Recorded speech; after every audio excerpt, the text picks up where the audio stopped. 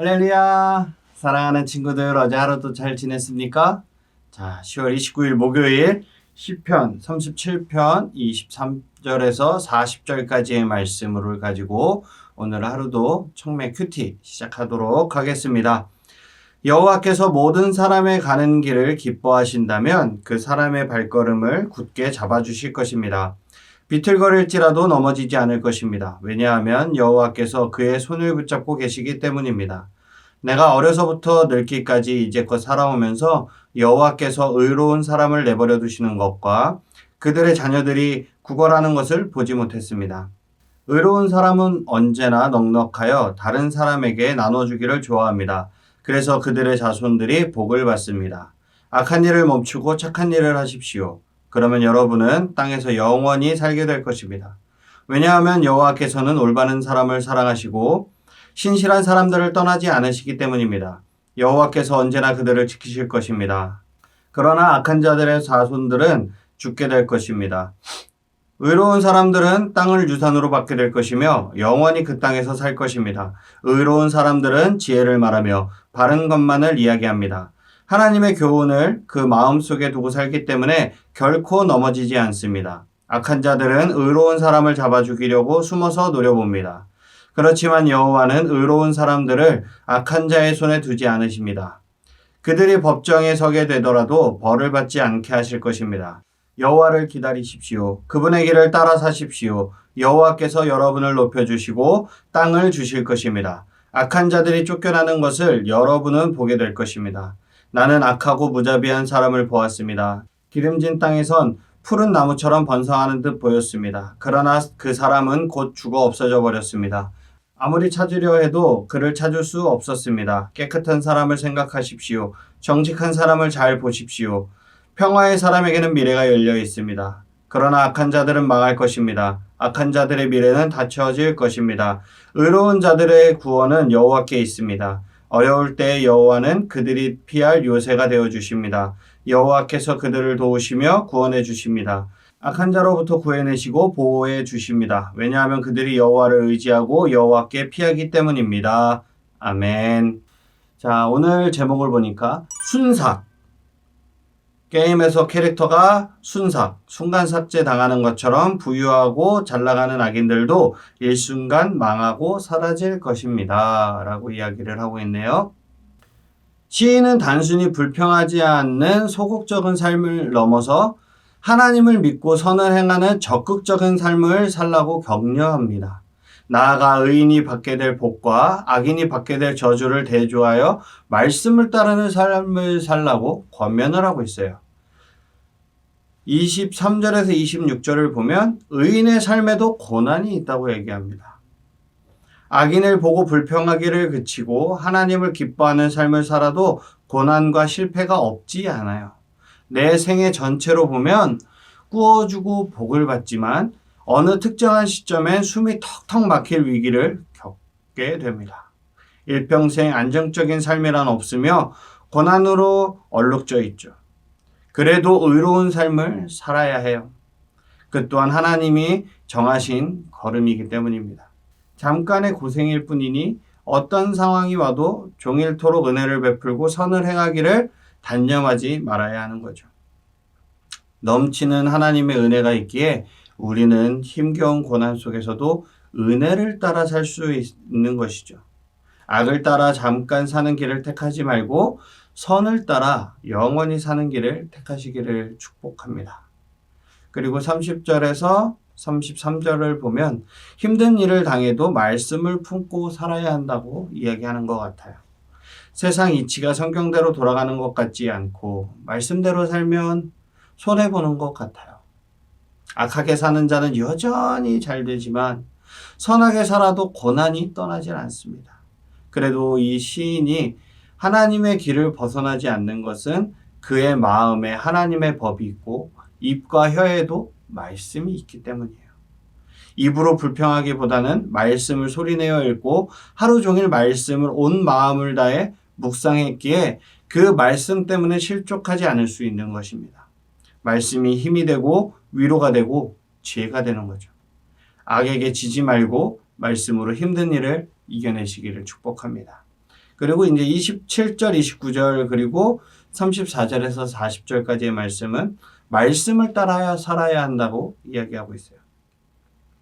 시인은 단지 악인을 부러워하지 않는 소극적 삶에서 멈추지 않고 능동적인 태도를 취하죠. 말씀대로 사는 그런 바르고 정직한 자를 주목합니다. 좀 더 적극적으로 선을 행할 것을 당부하죠. 어차피 악인들은 봄눈처럼 녹을 것이고 한때만 무성할 거야. 따라서 우리는 사라지고 심판받을 삶이 아니라 하나님께 인정받는 삶을 살아야 하는 거죠.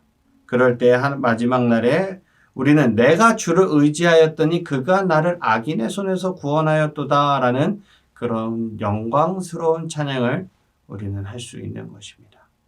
자, 그럼 이제 책으로 넘어가서 이해하기. 다윗은 하나님께서 의인의 걸음을 지키시고 나아갈 길을 인도하신다고 이야기합니다. 가다가 넘어져도 상하지 않게 하시고 손을 내밀어 붙잡아 다시 일으키신다고 말하고 있죠. 하나님을 마음의 중심에 두고 하나님의 말씀에 귀 기울이며 하나님의 법을 따라 말하고 행동하고 살아가는 의인들을 하나님께서 책임지십니다. 의인과 그 자손들까지 하나님께서 지키시고 보호하시며 영원토록 하나님의 복과 평화를 누리며 살게 하십니다. 하지만 악인의 걸음은 넘어지고 그가 나아가는 길은 너무 끊어질 것입니다. 잠시 악인들이 풍요롭고 평화로워 보일지라도 결국 심판을 받아 멸망하고 말 것입니다.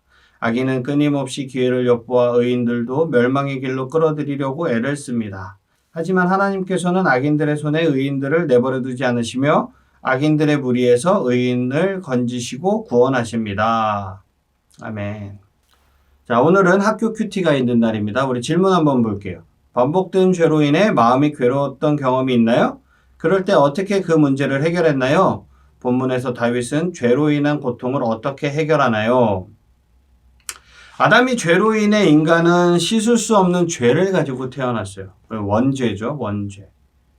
인간 안에는 추악하고 난폭하며 비관적인 본성이 자리하게 됐습니다.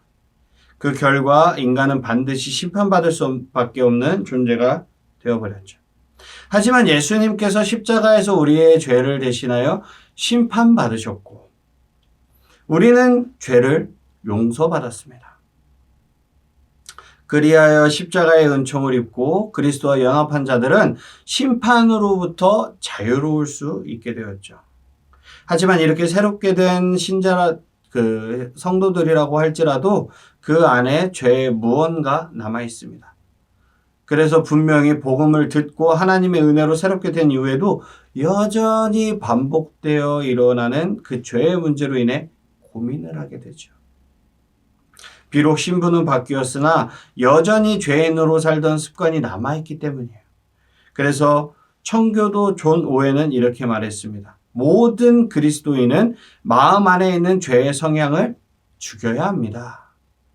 그래서 우리는 오늘도 죄를 진심으로 뉘우치고 고백해야 하는 거죠. 다윗도 그랬습니다. 그는 하나님의 선택을 받았으나 여전히 죄의 습관으로 괴로워했어요. 그래서 죄를 고백하지 않을 때는 마치 뼈가 부서지는 고통을 느끼고 무더운 여름날 과일에 진액이 빠지는 것 같은 괴로움을 겪어야 했어요. 하나님께 지은 죄를 뉘우치고 그리고 용서를 받을 때 비로소 마음의 평안을 회복할 수 있었습니다. 하나님의 은혜로 구원의 감격을 누린 후에도 죄의 습관으로 여전히 괴로운 친구들이 있나요? 불완전한 세상에서 불완전한 육체의 몸을 입고 살아가는 그 시간 동안에 우리는 하나님께 날마다 죄를 고백하고 용서의 기쁨을 회복해야 한다는 걸 반드시 기억하셔야 합니다. 그렇기 때문에 회개는 한 번 하고 끝나는 게 아니라 계속적으로 매일매일 삶에 내가 지은 모든 죄들을 매일매일 회개하면서 나가야 됩니다. 믿으십니까, 여러분? 아멘. 자, 그럼 이제 두 번째 질문을 보도록 하겠습니다. 하나님은 죄를 뉘우치지 않는 자들과 죄를 뉘우친 자들을 어떻게 대하시나요? 여러분은 어떤 사람이 되고 싶나요? 사실 오늘 본문에서 다윗은 하나님께 숨김없이 죄를 고백하고 용서를 구하는 태도를 가리켜 경건이라고 이야기합니다. 경건한 자들은 언제든지 하나님께서 찾으실 때 기도하는 자들이며 고난이 홍수처럼 밀려올 때 주님 곁에 피할 수 있는 자들이죠. 하나님은 그런 경건한 자들에게 가야 할 길을 보여주시고 친히 이끌어 주십니다. 어디를 가든지 지켜주시지만 반대로 경건하지 않은 자들은 말이나 당나귀처럼 재갈과 굴레로 다루겠다고 말씀을 하시죠. 하나님은 택하신 백성들을 어떻게든 의의 길로 인도하십니다. 하지만 그 길을 가는 데 있어서 경건한 사람들과 경건하지 않은 사람들의 삶이 다르게 나타나요. 경건한 사람들은 죄를 범할지라도 즉시 회개함으로써 하나님께 감사하고 구원의 노래를 부르며 그 길을 뚜벅뚜벅 걸어갑니다. 하지만 경건하지 않는 사람들은 죄를 지어도 회개할 줄 모르고 자기가 좋아하는 방법으로 살아가려고 해요. 결국 하나님의 그 다그침과 꾸짖음을 들으며 겨우겨우 그 길을 걸어갑니다. 경건한 삶은 곧 성도의 삶의 질을 결정하며 경건하지 못한 자들과 고백의 내용이 달라지게 되는 거죠. 여러분은 어떠한 삶을 살고 싶습니까? 죄를 범할지라도 즉시 회개하고 용서의 은혜를 경험하는 그런 경건한 자로서 하나님과 생동감 있게 호흡하며 기쁨으로 구원의 길을 걸으시기를 축복합니다. 내 안에 있는 작은 틀 안에 하나님을 가둬놓는 것이 아니라 하나님과 함께 전능하시고 위대하신 그 하나님과 함께 호흡하시는 여러분들이 되시기를 주님의 이름으로 축복합니다. 아멘. 기도하겠습니다. 사랑의 하나님, 오늘 이 시간 우리가 잘못된 일을 지적하고 제기하는 것에 대해서 더 나아가 올바르고 착한 일을 행하게 하셔서 하나님께 더욱 다가가는 우리 친구들이 되게 하여 주시옵소서. 우리의 죄를 낱낱이 회개하고 뉘우칩니다. 우리에게 구원의 기쁨을 회복시켜 주시고 하나님의 은혜를 경험하는 그런 하나님의 자녀로서 하나님과 함께 호흡하며 동행하는 삶이 되게 하여 주시옵소서. 감사드리며 귀하신 예수님의 이름으로 간절히 기도드렸습니다. 아멘. 사랑하는 우리 청소년부 친구들, 어느덧 10월이 벌써 이틀밖에 남지 않았습니다. 남은 10월 잘 마무리하시고 우리 내일 이 시간에도 기쁜 모습으로, 활기찬 모습으로, 행복한 모습으로 다시 만나기를 소원합니다. 아멘. 우리 내일 이 시간에 다시 만나요. 안녕.